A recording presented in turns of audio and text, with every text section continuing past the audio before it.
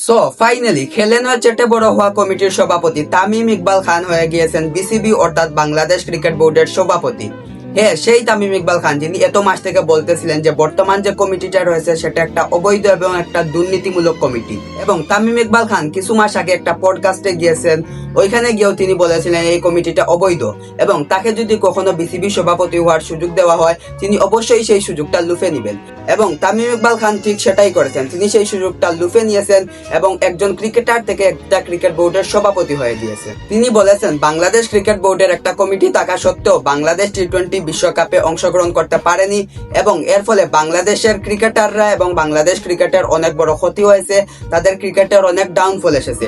এর কারণ হিসেবে তিনি পুরনো কমিটিকে দায়ী করেছেন এবং বাংলাদেশ কমিটি থাকা সত্ত্বেও পরিচালনা কমিটির অনেক পরিচালক প্লেয়ারদেরকে নিয়ে অনেক বাজে মন্তব্য করেছেন, তাদেরকে অসম্মান করেছেন। এসব কিছুরও দায়ভার কিন্তু তিনি পুরনো কমিটিকে দিয়েছেন। সবকিছু মিলিয়ে তিনি বলেছিলেন পুরনো কমিটি যেটা রয়েছে সেটা একটা অবৈধ এবং একটা দুর্নীতিমূলক এবং একটাতে বুট চুরি ডাকাতি করে এই কমিটিটা গঠন করা হয়েছে। সো এখন কথা হলো তামিম ইকবাল খানের বিসিবি প্রেসিডেন্ট হওয়াতে বাংলাদেশ ক্রিকেটের উন্নতি হবে না অবনতি হবে এটা দেখার বাকি রয়েছে। আপনার মতামত কি অবশ্যই কমেন্টে জানান।